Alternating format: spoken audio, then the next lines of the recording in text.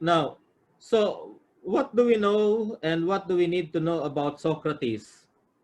Socrates was the first philosopher who ever engaged in a systematic questioning about the self, and that is, according to him, the true task of the philosopher is to know oneself. Why? Because the knowledge about the self, okay, the knowledge about the self is the key towards understanding others and understanding the world and everything around you. Now, a philosopher do not only look at himself, closes his eyes, and uh, think about who he is.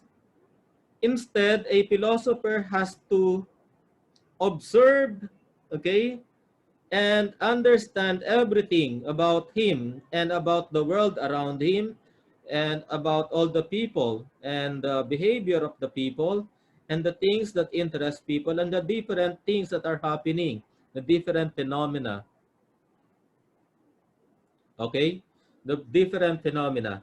Now, understanding this is the key also to understand yourself, because knowing the world, understanding the different ideas, knowing what love is, knowing what justice is, knowing the concept of fairness and how is it to be fair and just, is or are the keys towards knowing who you really are.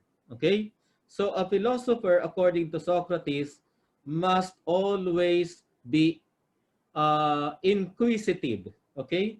A philosopher must always be inquisitive. Okay? By inquisitive, he is always questioning. Okay? There is an attitude of questioning in him.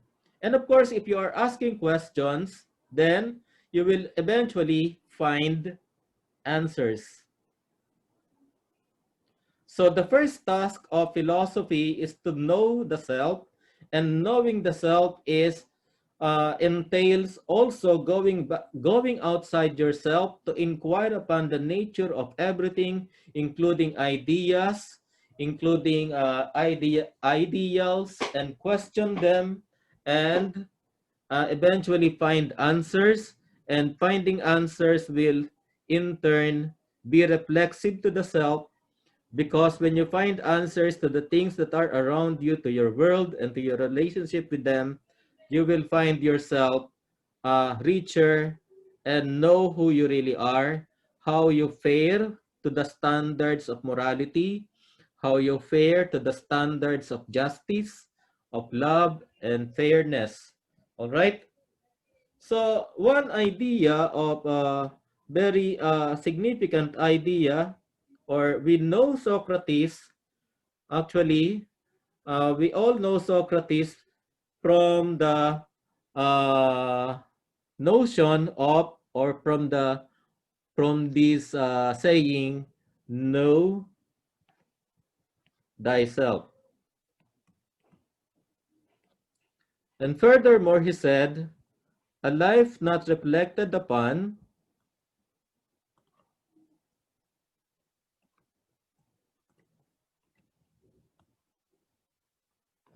is not worth living.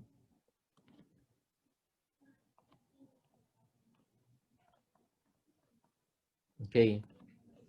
Now, if you are not thinking about your life, if you are not evaluating your actions, whether they are good or bad, and you are simply living your life na parang nagpapaagos ka lang, sumusunod ka lang sa agos, o sumusunod ka lang sa uso, o ginagawa mo lang kung ano ang ginagawa ng iba, this is not a life that is worth living. You have to live your own life, your own authentic existence, authentic life. Okay? Only then will you be able to say that you have a life that is worth living. Okay, authentic existence, authentic life. Because authentic life is unique, and because it is unique, you can contribute something, you can contribute something original, unique, new. Okay? So you have something to contribute to the world. All right.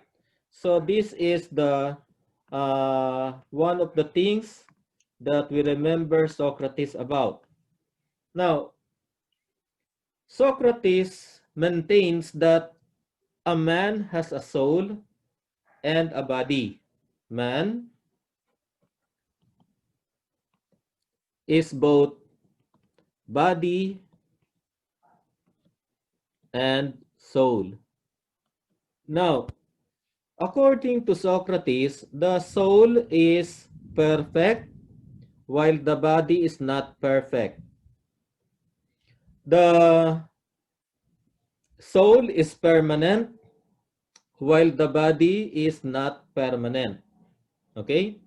So, magkabaligtad silang dalawa. And because of that, for Socrates, the more important component of the body is the soul.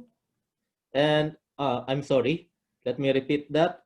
For Socrates, the more important component of man is the soul. Okay? And actually, he regards the body as an obstacle.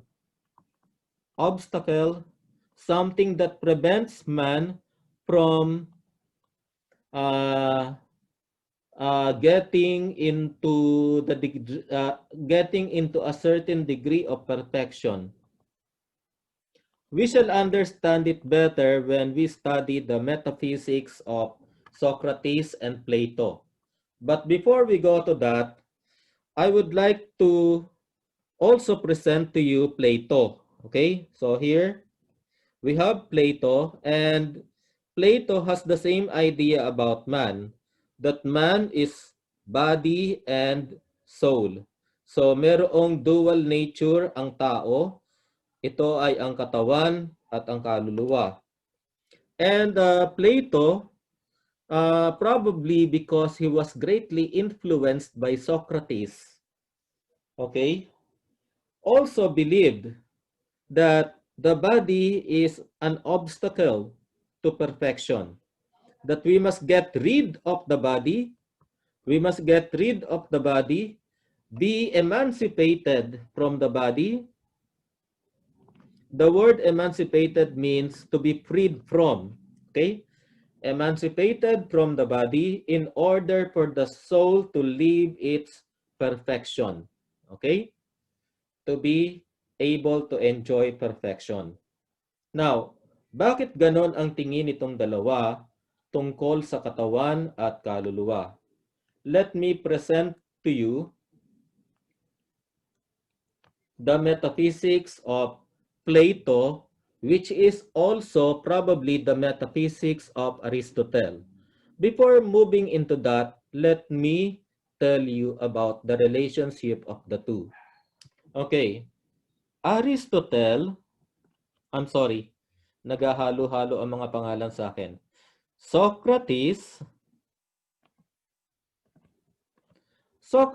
was an intellectual, and he used to talk to people, to groups of people, wherever he sees people, he engages them in intellectual discussion and feigning ignorance by saying, I am sorry, but I am an ignorant person and I would like to know your idea about justice, for example.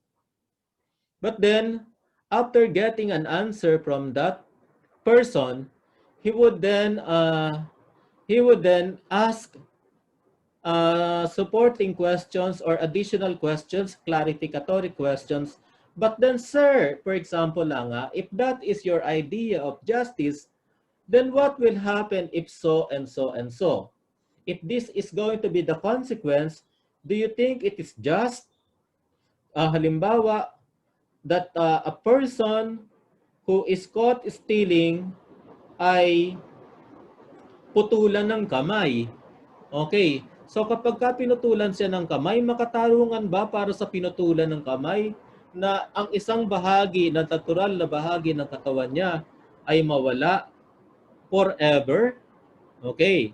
So there's going to be more clarificatory questions until such time that the idea of justice has been crystallized. Okay. So the process of questioning leads to a crystallization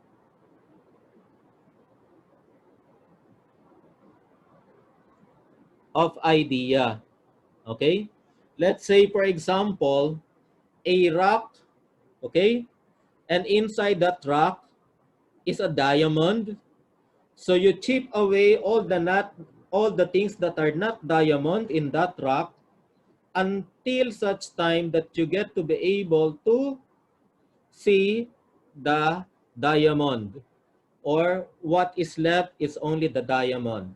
That's what crystallization of idea is. Okay?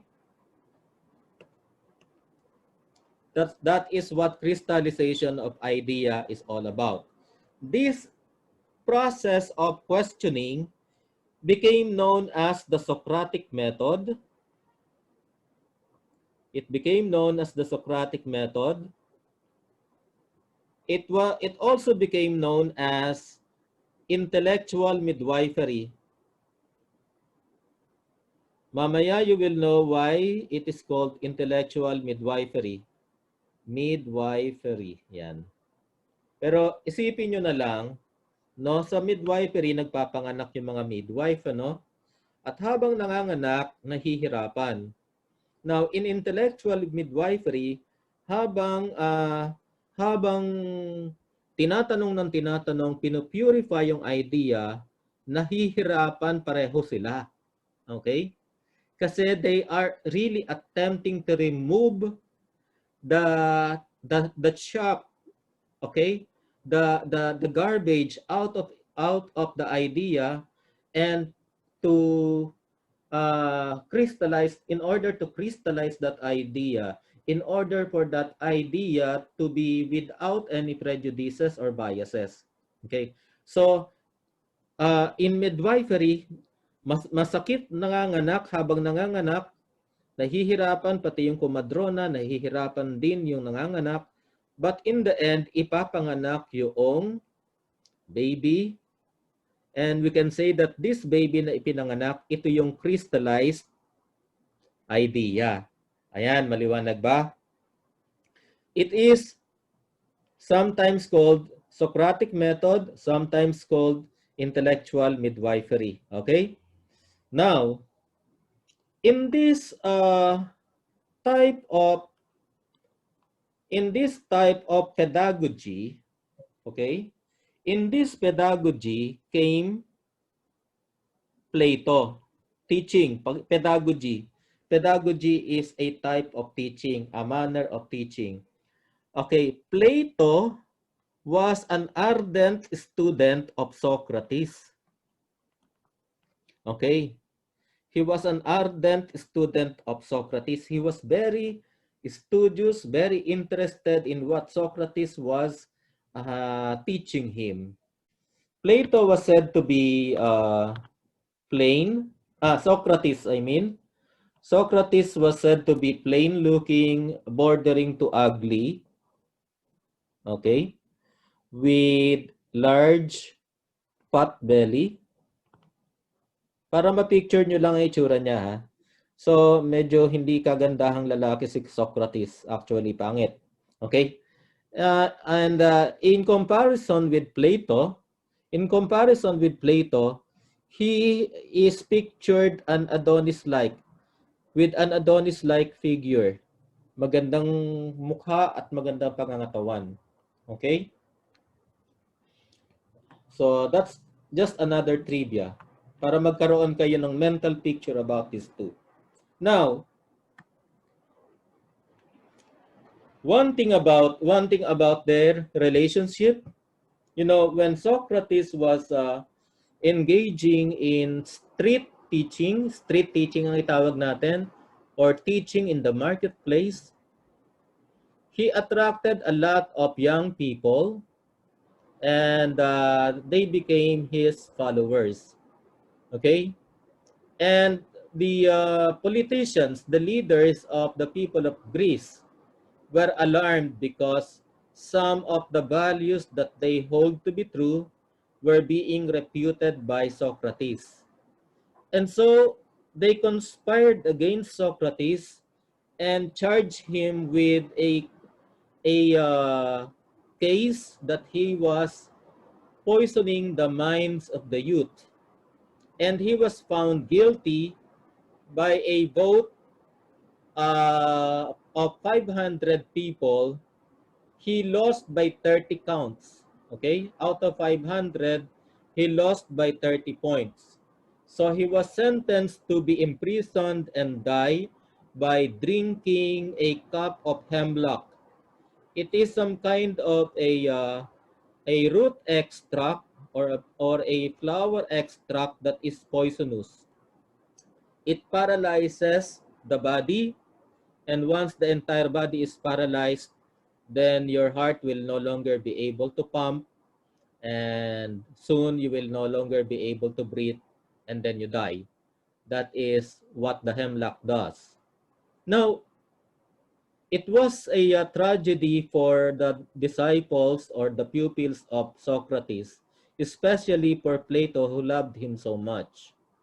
And so they begged Socrates to please, even before the trial, to please flee Greece. Go away from Greece. But he refused. Sabi niya, I am teaching the truth, and if I do not face the charges against me, then it is as if I am turning my back against the truth. So if I have to die in the name of truth, so be it. When he was in prison, even his prisoners, okay, even the people who imprisoned him, the guards in the prison, were sympathetic to Socrates. And many times his friends and even the guards would tell him, go, we will not look at you, just run, go away, save your life. But Socrates would not budge.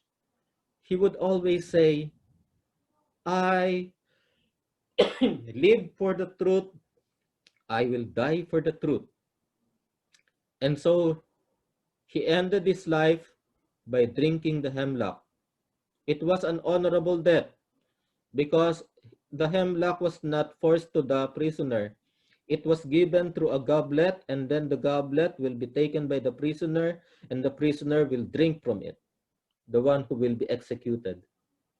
Plato was with him when he died, and as he dies, from the mouth of this very intelligent man, wise man, sabi niya, ang huli niyang sinabi was something very insignificant at first, but if we are going to uh, reflect upon it now, it tells so much about the man. And the last thing that he was able to say was this, may utang nga pala akong manok kay Krito. Siguraduhin mong maibalik yung manok. Kumuha ka ng manok sa aking bahay at ibalik mo sa kanya yung utang ko.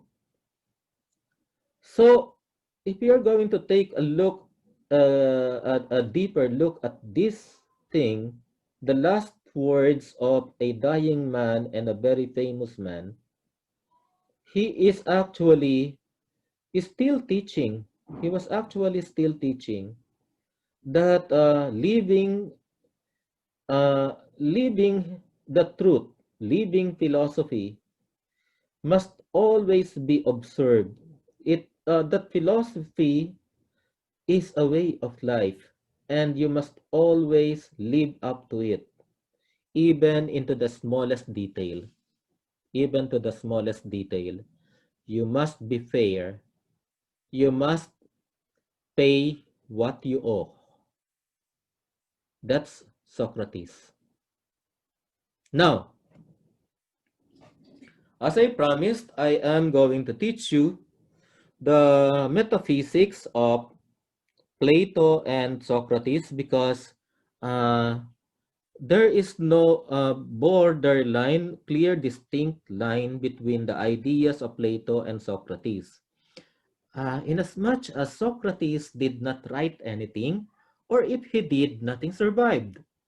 But Plato was a prolific writer and actually, dahil mahal na mahal niya si Socrates, in the writings of Plato, uh, Plato used Socrates as his spokesperson. So yung character ni Socrates, lagi ang ginagamit niya in order to convey his message. So from there, we can glimpse about what Socrates originally taught. But the problem is, we no longer, we cannot cut a very distinctive line now as to what is really Socrates and what is already added by Plato. Okay? So, now let's go to the metaphysics of Plato and Socrates. Okay. So, according to their view about reality, yun ang metaphysics, the view on reality, there are two worlds according to these two. There is a world of ideas and forms. Napag-aralan nyo na to sa philosophy of man, I'm sure. Okay? Then there is a physical world. Physical world. Now, these two worlds are mirror of each other. Okay? They mirror each other. Whereas this world, okay, the ideas and form is the original and the physical is the copy. Okay? The copy. Ito yung original. Now, we are in the copy world. We are in the copy world. Okay, physical. We are merely mirroring what is there in ideas and form. And you know, there is some kind of quality in this mirror. Yung mirror na to ay malabo. Okay? Vague. This mirror is vague. Medyo malabo siya. So, it does not really mirror clearly the purity in the world of ideas and forms. Okay?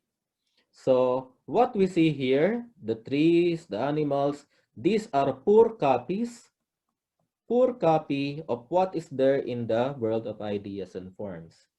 Now, how do we come to be in the world of, in the material world?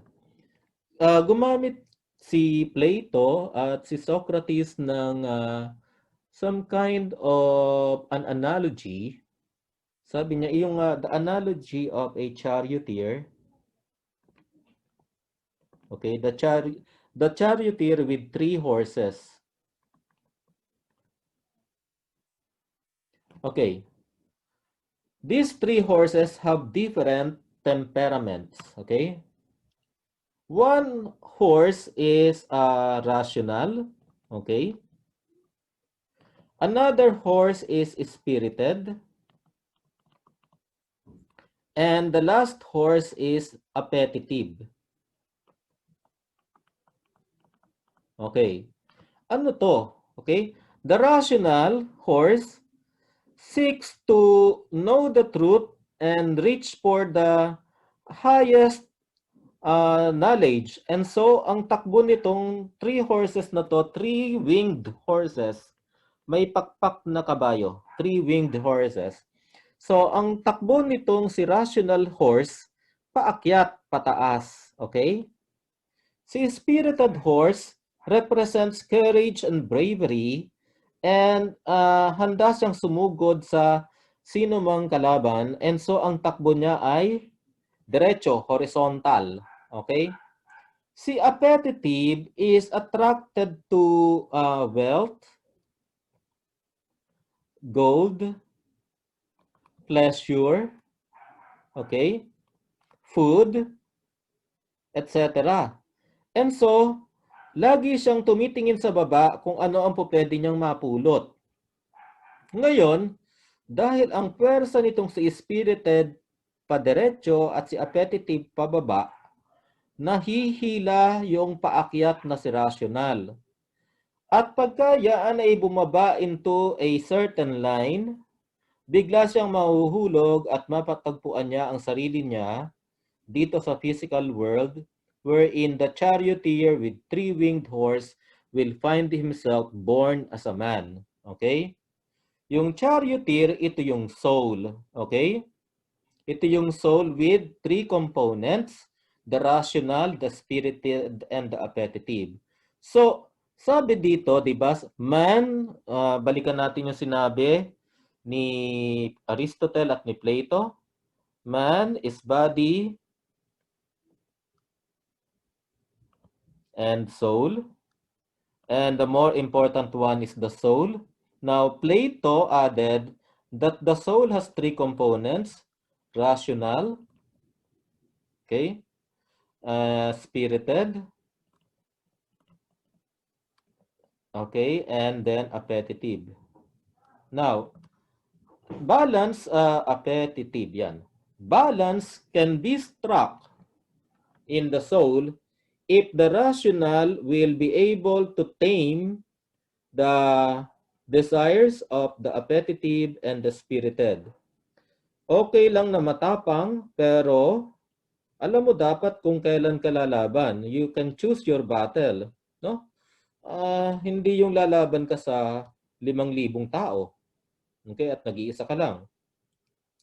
You can always choose your battle, spirited. And then hindi lagi kang laban ng laban. Meron din mga pagkakataon that you have to give in. Okay? That's what the rational soul is telling the spirited soul. Okay? Now, the rational soul is also controlling the appetitive. It should control the appetitive in such a way that the appetitive kasi is also important component of the soul. Kasi kung walang appetitive, ay hindi ka nagaganahang magtrabaho para kumita ng pera, para para magkapamilya at magkaanak.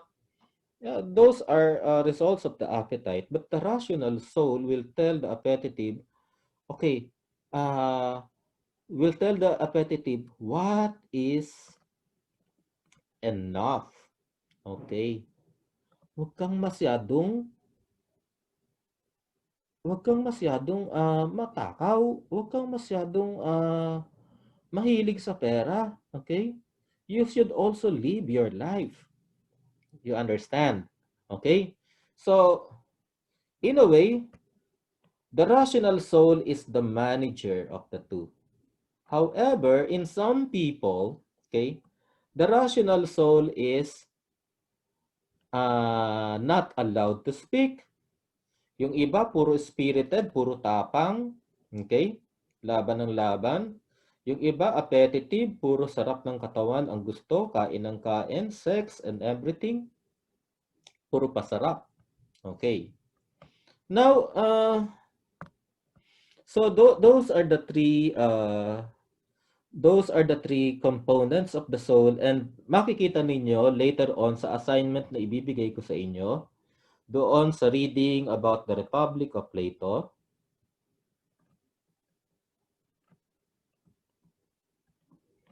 That the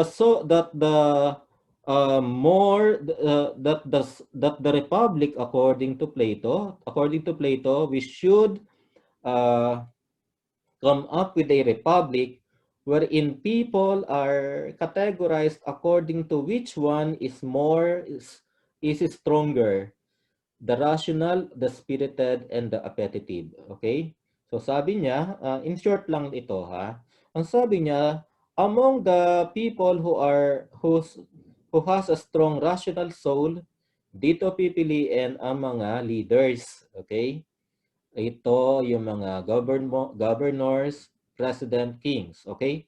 Sa spirited, dito mabibilang yung mga soldiers, yung mga tagapagtanggol ng bansa, yung military. At yung appetitive, dito mabibilang yung mga magpuproduce ng mga pagkain, mga magsasaka, mga merchants, mga negosyante doon. Okay? So that the state or the republic will be able to function more productively because each one will do a job that is nakaayon sa kanilang nature. Okay? So that you will be able to read in the reading assignment that I will give you. Okay? So, okay, again. Now let's go back to this metaphysics or the theory of reality of Plato and Aristotle, or Plato and Socrates. Now, once balik tayo dun sa the charioteer. Once the charioteer fell to the physical world, he will find himself born as a man and without any idea or memory of what is in the world of ideas and form. Okay? So, as he begins to learn, it is not actually something new that he learns. Para kay Plato and Aristotle, the process of learning is a process of remembering. All these things that we are knowing and we know already now and we still get to learn are things that we already know. We are just remembering them because lahat ng yan, all our knowledge are already known in the world, previously known in the world of ideas and form. And all we have to do is to remember them. Thus, the pedagogy, the style of teaching of Socrates. Okay? The pedagogy of Socrates. Pinaliwanag ko na ba kanina?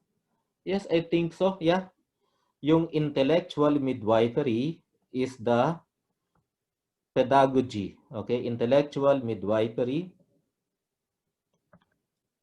or simply the Socratic method is the pedagogical style. Okay?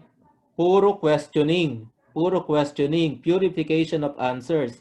Because in that way, you are actually evoking from the person his memory.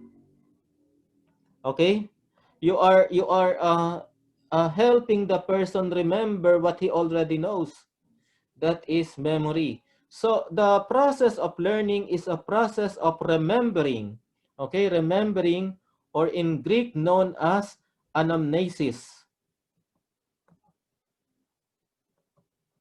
Anamnesis. Nesis. Ayan. Anamnesis, or I write in Greek para ipagyabang sa inyo na marunong akong magsulat ng Greek. No? Para makita ninyo kung ano talaga yung Greek character, that's anamnesis. And yan, ito, anamnesis. Anamnesis. So the English transliteration. Okay? So that's it. That's for Plato and Aristotle. Now, lagi ko sinasabi Aristotle, forgive me. That's for Plato and Socrates. Kasi si Aristotle, favorite ko ring philosopher yan eh. Now, why do we have to remember? Why must we remember? Ba't kinakailangan maalala yan? Okay? Kasi in the there is some kind of spiritual side in the philosophy of Socrates and Plato. Okay, physical world or world of matter. That this is some kind of a prison. Okay, prison. That for as long as you do not see and you haven't realized that this world is simply a mirror, image, or a copy, a poor copy, we will not be able to be freed from this world, okay? We have the aim of our life, the aim of knowing thyself is to know that this is not who you really are. To know, it it is to realize that this is not your real self. The knowing yourself is to realize that you are a spirit and that you belong to the world of forms and ideas. And that is the reason why Socrates and Plato are always preaching the importance of self-knowledge, okay? The importance of self-knowledge to be enlightened, okay? But for as long as you are not enlightened, you will be kept prisoner of this physical world. And it happens in the process of you are born into this physical world, you die, and you will be born again into this physical world. Sounds like reincarnation, right? Reincarnation. Yeah, that's another word for it, but they have a special term for that. The Greeks have a special term for that. It is metempsychosis. Metempsychosis, or the cycle of birth and rebirth. Okay? Now, the Eastern people, or this part of the world, especially in India, they also have the same idea of a cycle of birth and rebirth. They call it samsara. Please remember that we are going to uh, discuss this concept in the other modules.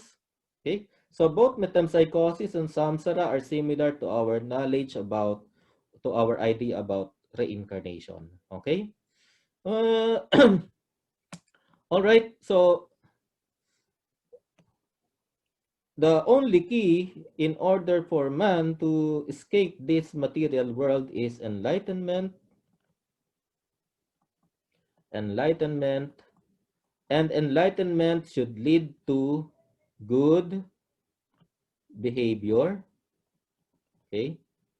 Kaya gano'n na lang ang ano, kaya gano'n na lang ang very religious ang pagsunod ni Socrates sa kung ano yung paniniwala niya, because for him philosophy is a way of life. Okay?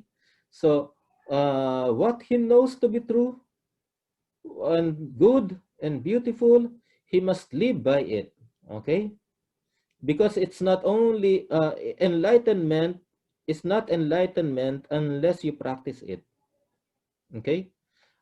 Hindi yon. Niloloko mo lang ang sarili mo. Kung alam mo na yung tama, pero hindi mo ginagawa, then you are not enlightened at all. Okay? You are merely fooling yourself. Right? So, that's all about, I hope I was able to discuss uh,